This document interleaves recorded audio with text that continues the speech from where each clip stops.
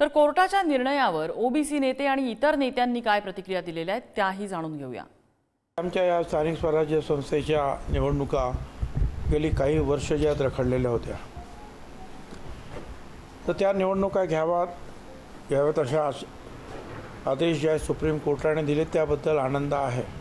आणि मग सुप्रीम कोर्टाने निर्णय दिला की ठीक आहे, ह्या रखडलेल्या निवडणुका 4 महिन्यामध्ये घ्या, परंतु ओबीसी आणि भटक्या विमुक्तांना पूर्वीसारखं म्हणजे बाठिया कमिशनच्या अगोदर 2022मध्ये जे आरक्षण होतं त्याप्रमाणे ते आरक्षण द्या,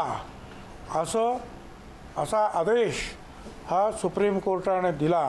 मान्य सर्वोच्च न्यायालयाने पुन्हा 2022च्या पूर्वीप्रमाणे निवडणुका घ्या अशा प्रकारचे आदेश दिलेले असल्याने तात्पुरता का होईना पण या ओबीसी समाजाला दिलासा मिळालेला आहे, न्याय मिळालेला आहे। खरं तर या निर्णयाचं स्वागतच करायला पाहिजे, आनंदाचं आहे। कारण इतके दिवस इतके वर्ष आपण स्थानिक स्वराज्य संस्थाच्या निवडणुका कधी होणार याची प्रतीक्षा करत होतो। अतिशय चांगला निर्णय हा माननीय सर्वोच्च न्यायालयाने दिलेला आहे।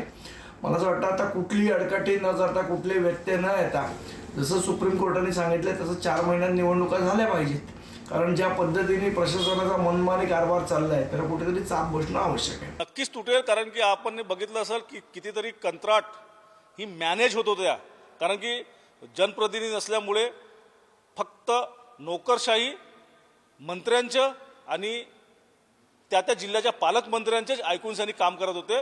जनप्रतिनिधी आल्यानंतर लोकांच्या खऱ्या समस्या त्या लोकांपर्यंत ठेवतील आणि त्या माध्यमातून लोकांच्या समस्या सुटतील। बघा, पहिला जो निर्णय घेतला या निवडणुका पुढे ढकलण्याचा, तो निर्णय घेतला उद्धव ठाकरे मुख्यमंत्री असताना।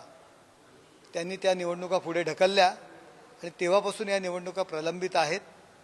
प्रशासकांनी आपण असं म्हणता येणार नाही की एकतर्फी कारभार चालवला, सरकारचं नियंत्रण यावरती होतं आणि त्या ठिकाणचे लोकप्रतिनिधीसुद्धा कारभारावर लक्ष ठेवून होते। जनतेच्या दबावामुळे त्यांना काम, जनतेच्या मागणीच्या याच्यामुळे त्यांना काम करावंच लागतं।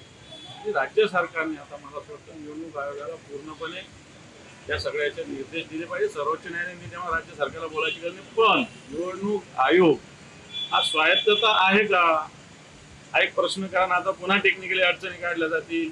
मग पाऊस आहे, पाणी, मी म्हणेल पाऊस असेल, पाणी असेल, धुवाधार पाऊस असेल, जे व्हायचं ते होऊ द्या, 4 महिन्याच्या निवडणुका झाल्या पाहिजे।